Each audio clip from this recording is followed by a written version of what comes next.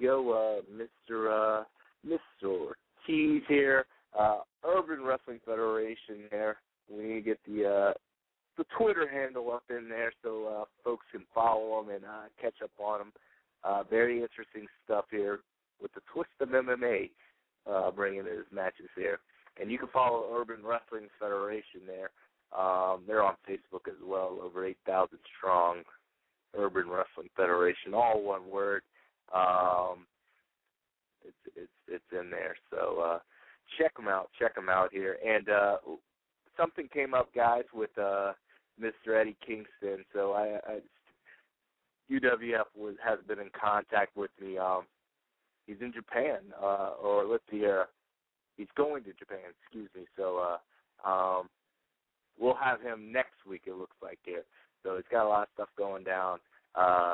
Understandably so, as he's trying to get things straight and squared away here. But we'll speak to that. And we're supposed to have someone supposed to come in and speak to us, in his absence here. So we might have another UWF wrestler step in here. But Mr. Ortiz stepping up here, main event in September there. If you haven't checked out the Urban Wrestling Federation, they said it was a very, very good show, especially a Homicides match. So make sure y'all check that out. It's on in demand, $9.99. That is pretty freaking cheap. You could do skip lunch one day, eat ramen noodles, and get your fix of the Urban Wrestling Federation. So that's pretty good deal there. But lots of good stuff here. We'll speak more in depth about that. We've actually got another caller on the line here from the 111 area code. You're on the line with Hit the Ropes. Who are we speaking with? I'm back. John, Joy. What's going on? I'm back. The return of John. John, what's on your mind? We're speaking of the Urban Wrestling Federation there. I'm sure you can relate there in Rhode Island with that demographic, with that roughneck style, straight from the hoods of Rhode Island. I mean, tell us about it. Why don't you go and give us a little in-depth preview, life here in Rhode Island from the block. John, why is the silence? Okay, we'll watch First Blood. We'll get experience of a day in the life of John. I mean, come on, man. We know that we know that Providence, Rhode Island is tough.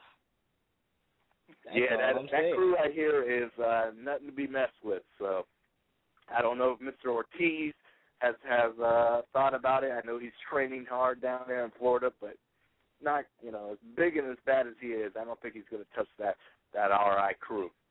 But John, do they have like chess club sets in Rhode Island? Like, what exactly is what exactly goes on there? Well, I was going to bring something up, especially for Shane. Is it for Shane? 2 girls of mine that are my friends wanted to say hi to you because they're big fans of you, Shane. Oh, this is awesome. This is the only time when I'm not upset at you or annoyed by you, John, when you bring women on the show who like me. Go ahead. I'll hate you in 5 minutes, but for now, you're my best friend.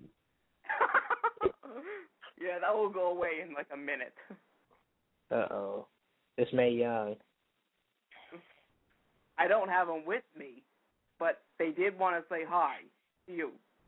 They love you. Okay. They're dreamy. Oh my God! So they're not with you. Oh, of course, geez. they're women. Why would they be with John? No, just kidding. Just kidding. Oh, jeez. Okay. All right, John. What was the message? The names are Caitlin and Margaret. Caitlin and Margaret? Kate Twin. Kate Twin. Anyway, they just love how you perform on. Do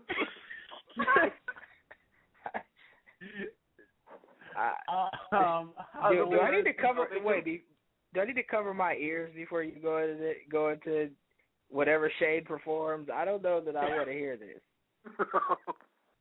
You better hurry up because we got Mr. Ricky Reyes, who is from the Urban Wrestling Federation as well, looking to call in momentarily. The number one speaker on a radio show, Shane. That's what they were saying. They wanted to let you know. Okay. Can you do me a favor? Can you put their names in the chat room so when I after the interview I can pronounce it properly? I don't want to mess up anybody's name. Get anybody now hating me. You know, not like the Randy Orton fan on Twitter who started getting hate because she said Orton lost. He was pathetic at Money in the Bank. So Orton retweeted it, and then all these Orton fans started coming at her, and she's like, why are these haters coming after me? So I don't want to mess up their names. So put their names in the chat room, and after the Ricky Reyes interview, we can talk about them again. All right. John's on mute because we have a caller on from the 610 area code. You're on the line with Hit the Ropes. Who are we speaking with? Ricky Reyes. What's going on, Mr. Reyes? Not much. How are you guys doing?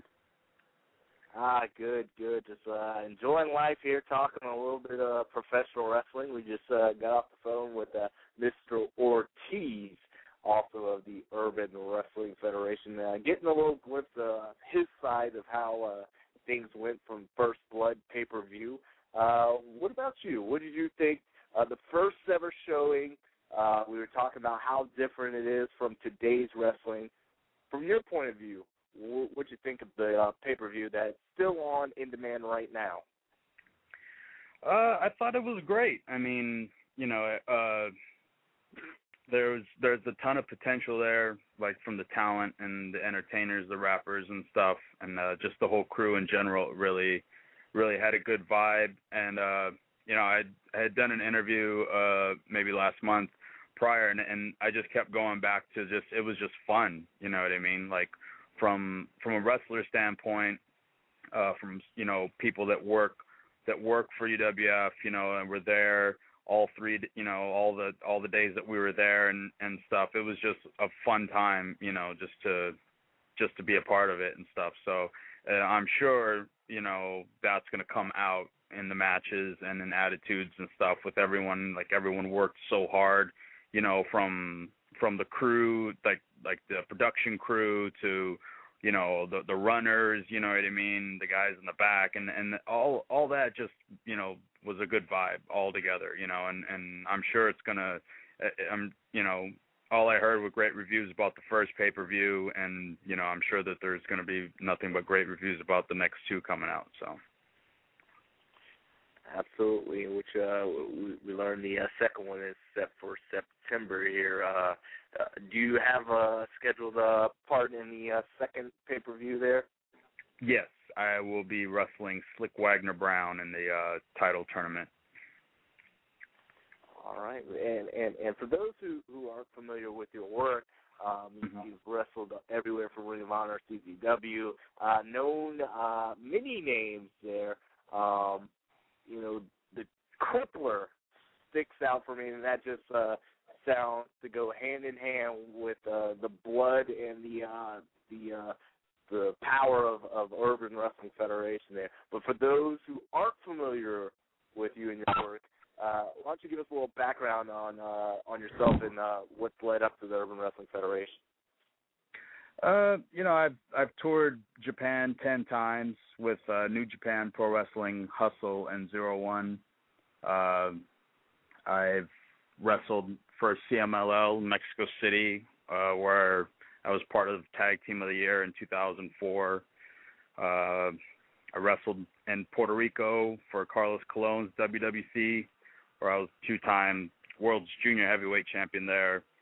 And, you know, wrestled for Ring of Honor, where I was Tag Team Champion there, PWG, I mean, all over the U.S., won PW in England and UK or whatever, and, you know, I mean, I've wrestled everywhere, TNA, WWE, you know, pretty much done as much as anybody could do in the wrestling business. And I just I thought the opportunity to go to UWF and showcase my talent there on such a huge stage, national pay-per-views and stuff like that was just a great opportunity. So, I took advantage of it. And, in late September, you guys will be able to see, me and Slick Wagner Brown go out there and give the fans what they wanted that night. They wanted a hard-hitting, good wrestling match. It was in New York City, and that crowd, that's what they want to see. They pay good money to come in and see a fight. So that's what we gave them.